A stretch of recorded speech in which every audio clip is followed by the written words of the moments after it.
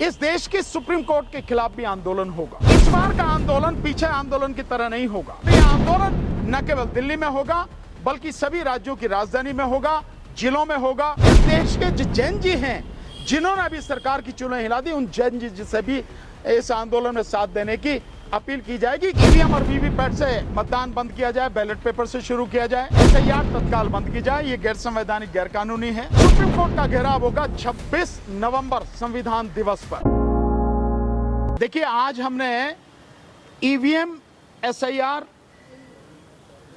और वीवीपैट, साथ में वोट चोरी, साथ में चुनावों में सुधार, चुनाव व्यवस्था में सुधार और चुनाव आयोग जिस तरह से देशद्रोह का काम कर रहा है, इसको लेकर एक आंदोलन की घोषणा हमने की है। जो आंदोलन शुरू होगा 17 सितंबर 17/9/2026 से, और यह आंदोलन शुरू होगा देश की जो सुप्रीम कोर्ट है, सर्वोच्च न्यायालय, वहां से 2 बजे के लगभग हम सब लोग वहां इकट्ठा होंगे और वहां से होते हुए भगवान दास रोड, फिर मंडी हाउस और वहां से फिरोज शाह रोड होते हुए जो जनपद का बड़ा गोल चक्कर है, वहां से होकर अशोक रोड और फिर सीधे वहां से इलेक्शन कमीशन, चुनाव आयोग के कार्यालय जाएंगे। वहां ज्ञापन देंगे कि जो गड़बड़ी की जा रही है, जो बदतमीजी की जा रही है, इसको तत्काल रोका जाए और चुनाव मतदान जो है वो बैलेट पेपर से कराया जाए, ईवीएम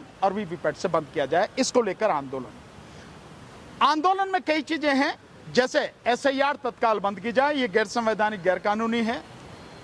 साथ में ईवीएम और वीवीपैट से मतदान बंद किया जाए, बैलेट पेपर से शुरू किया जाए।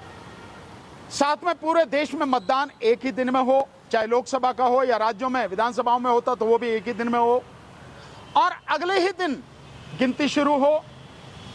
जहां काउंटिंग सेंटर हैं वहां उनकी बाकायदा लाइव उनकी रिकॉर्डिंग हो, और वो लाइव रिकॉर्डिंग जो उसके काउंटिंग सेंटर के बाद बड़ी बड़ी एलईडी स्क्रीन लगा के उस पर लाइव टेलीकास्ट दिखाया जाए कि भाई किस तरह से गिनती हो रही है, ताकि कहीं किसी को कोई दिक्कत ना हो, पारदर्शिता बिल्कुल साफ। और साथ में इसके साथ साथ जो एक मुद्दा इसमें हम और जोड़ रहे हैं वो ये है कि एसआईआर से 100 अभी तक जो हुई है 6,83,00,000 वोटों काट दी गई हैं, उन वोटों को तत्काल जोड़ा जाए और हर 18 साल और उससे ऊपर के बच्चे को जो है, लोग जो भी व्यक्ति हो उसका नाम वोटर लिस्ट में हो। चुनाव आयोग का यही कार्य है कि free, fair and transparent election कराना और 18 साल और उससे ऊपर के व्यक्ति का नाम जो इस देश में है उसका नाम वोटर लिस्ट में जोड़ना। जो नागरिकता जांच करने का काम कर रहा है ये उसका काम नहीं, ये काम है गृह मंत्रालय का, गृह मंत्रालय करे। अगर गृह मंत्रालय ने नहीं किया तो इलेक्शन कमीशन नहीं कर सकता। सर, एसआईआर में सुप्रीम कोर्ट की भूमिका को भी नजरअंदाज नहीं किया? बिल्कुल नहीं कर रहे हैं। बिल्कुल मैं आगे बता ही रहा था, आपने सवाल पूछ लिया, धन्यवाद। इस बार का आंदोलन पीछे आंदोलन की तरह नहीं होगा। हमने पीछे केवल इलेक्शन कमीशन का और ईवीएम के खिलाफ ही आंदोलन किया था। हमने बाकायदा जंतर मंतर पर दिखाया था गड़बड़ी कैसे होती है, और उसके बाद 40,000 गाड़ियां लेके, ईवीएम लेके गांव-गांव भागता फिराता इलेक्शन कमीशन, दिखाने के लिए देखो गड़बड़ी नहीं है ना। लेकिन इस बार एक विषय बड़े हो गए और साथ साथ में इस देश की सुप्रीम कोर्ट के खिलाफ भी आंदोलन होगा। सुप्रीम कोर्ट को भी पहले ज्ञापन दिया जाएगा और फिर अगर बातें नहीं मानी जाएंगी तो उनके खिलाफ भी घेराव होगा। सुप्रीम कोर्ट का घेराव होगा 26 नवंबर संविधान दिवस पर, और इसके साथ साथ 30 सितंबर को सुप्रीम कोर्ट को बाकायदा वो दिया जाएगा, ज्ञापन दिया जाएगा अपनी बातों के उसमें। साथ साथ 8 अक्टूबर को केंद्र सरकार को, यानी पटियाला हाउस पर हम लोग इकट्ठे होंगे और वहां से मार्च करते हुए पीएमओ तक जाएंगे, पीएमओ को ज्ञापन देंगे। इसी तरह से होगा। और 15 अक्टूबर को बाकायदा इलेक्शन कमीशन के खिलाफ एफआईआर कराई जाएगी, जो गुंडागर्दी उसने कर रखी है, जिस तरह से संविधान के साथ वो खिलवाड़ कर रहा है, वो सारे सबूत हमारे पास हैं। एफआईआर कराने के लिए बाकायदा पटियाला जो पार्लियामेंट स्थित थाना है वहां हम लोग जाएंगे। इस तरह से ये पूरा आंदोलन होगा। और अगर 26 तारीख तक भी नहीं मानते हैं, सरकार नहीं मानती, इलेक्शन कमीशन नहीं मानता, तो 6 दिसंबर को बोधिसत्व बाबा साहब डॉक्टर भीमराव अंबेडकर जी के जन्मदिन, महापरिनिर्वाण दिवस पर देशव्यापी आंदोलन शुरू होगा। ये हमारा आंदोलन का पूरा रूपरेखा है और ये आंदोलन न केवल दिल्ली में होगा बल्कि सभी राज्यों की राजधानी में होगा, जिलों में होगा, कमिश्नरीज में यानी मंडल में होगा, तहसील और आपके लोकसभा विधानसभा सभी क्षेत्रों में ये आंदोलन बहुत होगा। लंबा टाइम फ्रेम दे दिया है इस पूरे आंदोलन का, तो यूपी चुनाव ईवीएम से ही होगा फिर तो? कब हो रहा है यूपी चुनाव? यूपी चुनाव तो फरवरी मार्च में है और मैंने तो अभी तक आपको केवल 6 दिसंबर तक की रूपरेखा दी है। अभी उसके बाद अभी तो बहुत दूर है, तो इसमें परेशान होने की बात नहीं है और जैसी परिस्थिति होगी उस समय देखा जाएगा। मैं इतना ही कह सकता हूं कि अगर चुनाव यूपी का इसी सिस्टम से हुआ तो फिर बीजेपी की सरकार बनेगी, वहां पे कोई इसमें सोचने वाली बात ही नहीं है। सर मार्च को लेकर क्या दिल्ली पुलिस से आप लोग परमिशन भी लेंगे? काय की परमिशन की जरूरत है? शांतिपूर्वक तरीके से प्रदर्शन करना, धरना देना, मार्च करना, यह संवैधानिक अधिकार है, मूल अधिकार है मेरा। हाँ, अगर कहीं कोई किसी तरह की हम हथियार लेके कोई कर रहे हैं तब तो एक अलग बात है, ऐसा तो कुछ भी नहीं है। हमने हमेशा शांतिपूर्वक तरीके से आंदोलन किए, प्रजातांत्रिक तरीके से आंदोलन किए, वही हम करेंगे। राष्ट्रव्यापी आंदोलन होगा तो सूचना उन्हें जरूर दी जाएगी बाकायदा कि हम कब कब क्या करने जा रहे हैं, कहां से क्या करने जा रहे हैं। परमिशन की जरूरत नहीं है, वो पुलिस का काम है, पुलिस अपना काम करे, हम अपना काम करेंगे।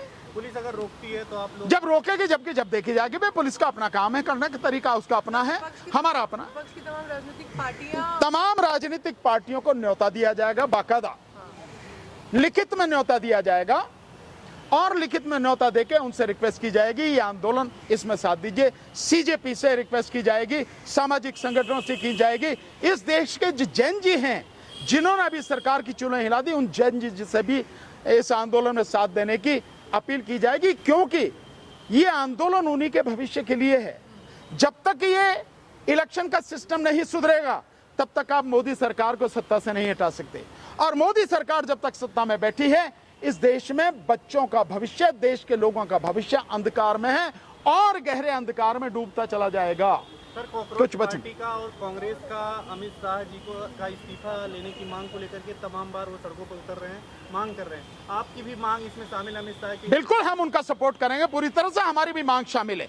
या तो वो चीजों को सुधारा, हमें मालूम है सुधारेंगे नहीं, इसलिए उनका इस्तीफा, दोनों का, रंगा बिल्ला दोनों जो हैं, अमित शाह और मोदी, इनका इस्तीफा बिल्कुल मांगा जाएगा। और कुछ एक मैसेज लोगों के लिए क्या देना चाहेंगे? मैसेज लोगों के लिए है कि आपने हमें देखा है, लगातार हम आंदोलन कर रहे हैं, इस आंदोलन में हमारा साथ दीजिए, क्योंकि जब तक ये इलेक्शन का सिस्टम ठीक नहीं होगा तब तक सरकार को उखाड़ के नहीं फेंका जा सकता और सरकार को अगर उखाड़ के नहीं फेंकेंगे तो कुछ भी ठीक नहीं होगा। न महंगाई रुकने वाली है, न बेरोजगारी रुकने वाली है, न ही शिक्षा, वो पूरी तरह से जितनी बुरी हालत में पहुंचा दी गई अब और उससे भी बदतर हालत में पहुंचा दी जाएगी। किसानों की स्थिति बद से बदतर हो रही है, ये रुकेगी नहीं, ठीक नहीं होगी। मजदूरों की स्थिति ठीक नहीं होगी।